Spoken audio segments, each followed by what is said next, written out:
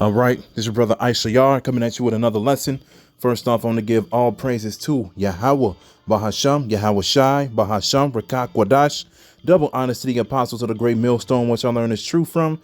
Honors to the elders and brothers out there pushing this word through the four corners of the earth within truth and sincerity. And shalom to the Akwath that's listening and learning.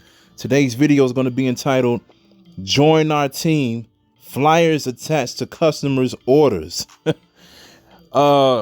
Now I got inspired to do this video because I was out working and everything like that, and I went into this restaurant called the Original Pancake House, and customers were picking up their orders and everything like that, and I picked up this customer's order so I could deliver it to them, and they had flyers and everything like that attached to the customer's order to get people to work for these restaurants, man. And the reason being is because almost every restaurant around here is short staffed because people are not trying to work because of the C-19 relief plan. All right, people are getting paid more in unemployment more than they getting paid to work. And it's funny because I ran across this picture right here on Facebook. As you can see on the left, it says $330 a week unemployment assistance. Then on the right, it says $400 a week, now hiring. It said must have a bachelor's, 12 years experience, no felony convictions, 750 credit score, be available 24 hours a day, and we could terminate you whenever it's convenient to us. So at the end of the day, this is how Esau operates, man. This is how his kingdom operates. You know, like, which one would you choose? Real talk. You get paid $70 less or whatever, but you could be at home doing nothing compared to filling out an application, dealing with managers, dealing with people, dealing with being turned down or whatever the case may be. And, you get paid a little bit more and everything like that. People like, man, forget all that. They're like, look, I'm just going to stay at the crib.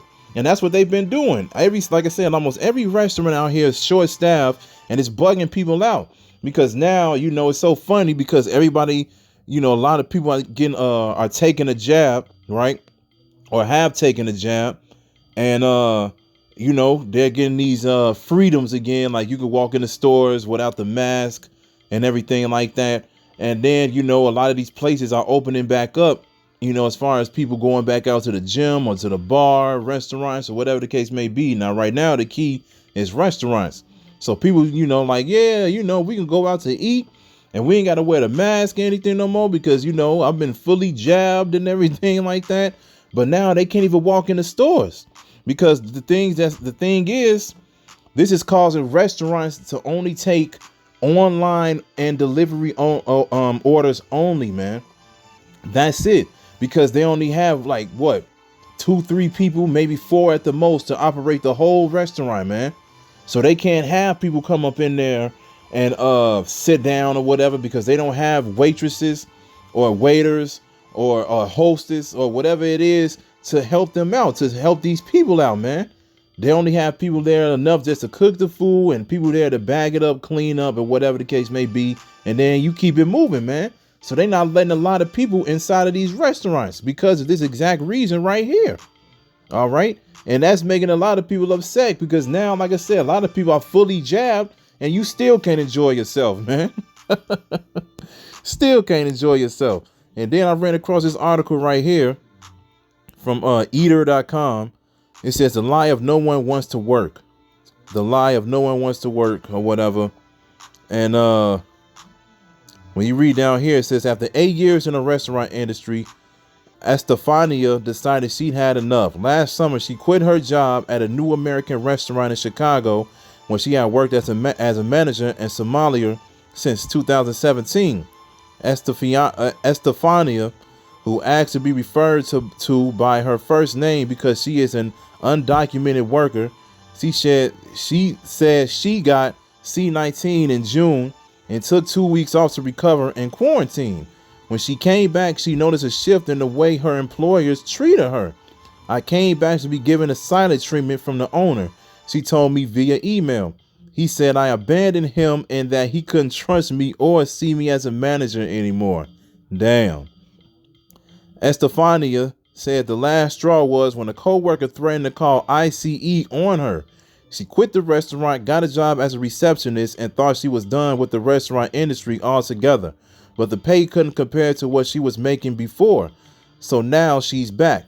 Despite her hesitancy to return to the industry, Estefania just started working at a Mexican restaurant in Logan Square, which she describes as a better experience than her last job.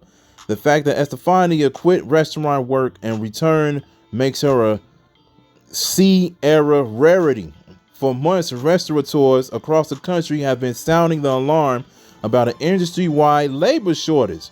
Managers of small independent restaurants and big national chains alike have told the press they're having trouble getting long-time staff to return to their jobs or finding new employees to replace them. Managers and owners are largely blaming their inability to retain or even rehire staff on expanded unemployment benefits designed to mitigate the economic devastation of the pandemic. Claims that no one wants to work because they'd rather stay home and cash unemployment checks and have become commonplace, even though they aren't entirely accurate. That's accurate, man. Ain't nobody about to work. If you getting paid the same amount to work, and then the thing is, it's not even about the pay too. You know, it's about dealing with the people. Then it's about, man, will I even keep my job, especially with these restaurants, right? Like I said, if you apply to be a waiter or a waitress, you don't even know if you're going to be there permanently, you know, because one day you might be working because people are in there and everything like that. And the next day they shutting the restaurant down because of reasons like this, and they don't need you. Ain't nobody there for you to help. Ain't nobody there for you to serve. So they don't need you. They'll tell you to stay home. And then guess what? You don't make no money. So it's a better choice to go ahead and just get that unemployment as far as you being in the restaurant industry or, you know, getting out of that area of work. Salakia. And it says right here, it said Matt Glassman, the owner of the Greyhound Bar and Grill in Los Angeles, said unemployment has made it harder to rehire staff, but added it's more complicated than people not wanting to work. Glassman's restaurant has been closed since last summer and will reopen in May at reduced capacity. For servers and bartenders, fewer patrons means less tips, which means that they're putting their health at risk while making less money than they would on unemployment. Glassman said he paid servers and bartenders $15 an hour before tips, and that before the pandemic. It wasn't unusual for a bartender's hourly wage to come out to $50 or $60 after tips. Now that number is going to be closer to $25 to $30, Glassman said. Damn. So at the end of the day, as you can see, like I said, with this inconsistency of these restaurants being open and opening back up, closing, then open it back up, you know, not paying the people the money that they want, you know, because a lot of people, like it just said, you know, a lot of people putting their health at risk because, you know, we still in this pandemic and everything like that, you know, and they're not getting as much money as they would as if they just stayed at home, you know. And this is causing, like I said, this is causing a lot of irritation between managers. And like I said, this is causing a lot of irritation between people who just want to go out and enjoy themselves, man. It's done, man. It's too much back and forth, You best believe it's going to continue until, you know, they get to a point where everything just seems normal. Everybody can just go back to work the way it was. Ain't nothing going to ever go back. You know, ain't nobody ever going to feel safe or secure within these working industries, man. You know, ain't nobody going to be like, yeah, you know, I go back to being a bartender, this and that or whatever. Because first of all, these restaurants can't even be fully they can't even pack as much people as they could in the restaurants now. You know, they can't reach the full capacity no more, man. Everybody got to stay 6 feet apart now. So which means if you had a restaurant that normally could hold about, you know, 200 people, now you only can hold about 100 or less, man, because you got to space people out. And that's not getting people as much money as they used to. Okay. And so at the end of the day, man, it's a done deal. It's a done deal. Let's get Isaiah 24:10. This is Isaiah chapter 24, verse 10. And it says, the city of confusion is broken down. Every house is shut up that no man may come in. There is a crying for wine in the streets. All joy is darkened. The mirth of the land is gone. All right. The mirth of the land is gone, meaning the joy, the happiness, the good times, all that is gone, man.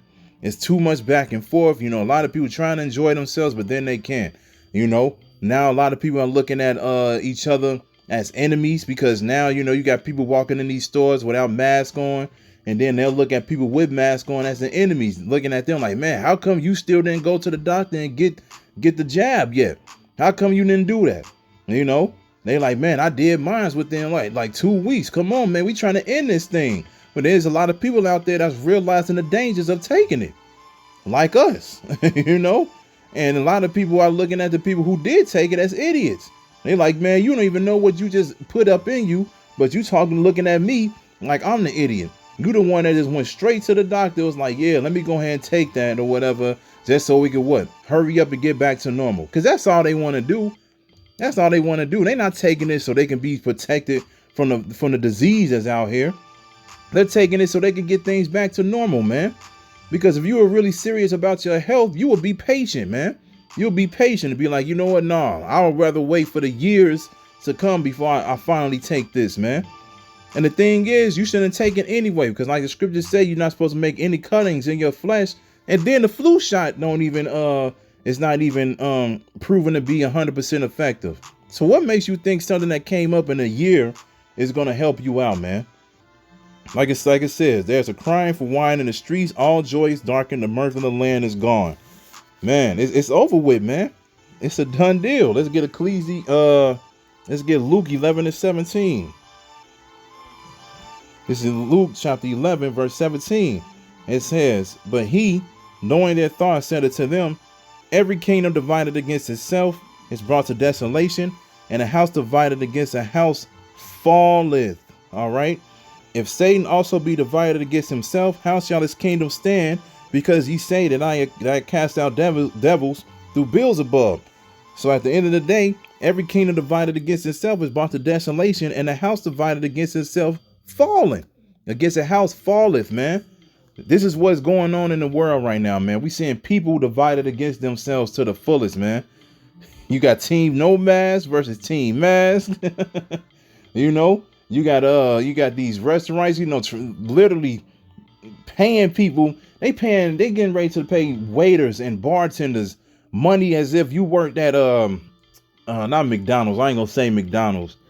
Like a Sam's Club, you know, something like that, you know, retail store, whatever. They starting to pay them that type of money on top of the tips that they can make, just so they can finally get somebody up in these restaurants to work, man. But people still not taking it. Like I said, because it's too much inconsistency going on, man. Okay. Because at the end of the day, like I said, people are not idiots, man. If people going to work, they're going to work for something that they feel like they deserve or it's worth it. You know, if you tell somebody you'll pay them $20 to $30 an hour to become a waiter or something like that, they gonna hop on it. They gonna be like, oh, okay, well, shit, you paying triple the amount than unemployment is, so you know what? I'll come up in here. That's good money. But if you just gonna give them the same amount of money that unemployment is giving them, come on, man. Who wouldn't want to stay at home, play Xbox, and then use the free money that they're getting every month to take care of their families and everything like that? And then Joe Biden was like, he's getting ready to bring out another relief plan, I believe, in July, where there was like kids, people with families, their kids are going to start receiving more money per month. It's not going to just be like how it was at first, you know, every like 3 to 4 months, then another check came in. Now he's saying it's getting to the point where it's going to be every month, I believe. We'll see what happens. But he said every month people are going to start receiving money. And we already know where this is headed, man. This is headed to the collapse of the dollar. Because the more money they keep pumping out or whatever to help these people out, that's the weaker the dollar gets. And eventually the dollar's going to crash. It's going to collapse. Then all hell going to break loose after that. Once they start seeing this inflation and so forth and so on, man. So at the end of the day, this place is done, man. All right. So we're going to get one more scripture, then we're going to close it. Let's get Sirach. Let's get Sirach 12:3. And it says, there can no good come to him. No, not Sirach. I'm sorry. I always get Ecclesiasticus and Ecclesiastes mixed up. This is Ecclesiastes 12:3. And it says, in the day when the keepers of the house shall tremble, and the strong men shall bow themselves, and the grinders cease because they are few, and those that look out of the windows be darkened, and the doors shall be shut in the streets, when the sound of the grinding is low, and he shall rise up at the voice of the bird, and all the daughters of music shall be brought low. So these different businesses, these different jobs out here, eventually a lot of these places are just going to shut down, man. And instead of people, and that's going to be the day where people are actually going to run for work anywhere, because they're going to cut off this unemployment benefits soon, man. It's already talk going around in certain states or certain governors or whatever. I'm like, look, we're not about to keep giving these people money. We're not about to keep doing it. All right. And it's like we just ran earlier, house divided against itself cannot stand, man. All right. So these different businesses and everything going to be brought low, shut down. And of course, it says the daughter of music shall be brought low. All of these entertainers or whatever, you know, they're not going to help you out. They're going to be brought low as well. We seeing a lot of celebrities drop these days, man. And it's going to continue happening on a wider scale. So at the end of the day, man, this is nothing. This is just leading into this straight up chaos, man. All right. Because like I said, people are literally trying to enjoy themselves as much as they possibly can. But it's only going to be just for so long, man. The balloon is about to pop. One of these days, something major is going to happen. Just like when people were panicking with the gas like a few weeks ago. So the major is going to happen and people not going to know what to do, man. But us, the ones that's following in this truth, we're going to know what to do, because wisdom and knowledge will be the stability of our times, man. Okay? So, hey, just keep your eyes and ears open, man. Keep praying to Yahweh Ba'Shem Yahweh Shai. So I hope this is edifying. So with that, I'm going to say, call Halayim, Yahweh Bahasham, Yahweh Shai, Bahasham, Rakak Wadash. Double honors to the apostles of the great millstone, which I learned is true from. Honors to the elders and brothers out there pushing this word through the four corners of the earth within truth and sincerity. And shalom to the Akwat that's listening and learning. And Yahweh Ratazah, I'll be back with another lesson. Keep pushing, Yasharali. Keep pushing. We almost out of here. Shalom.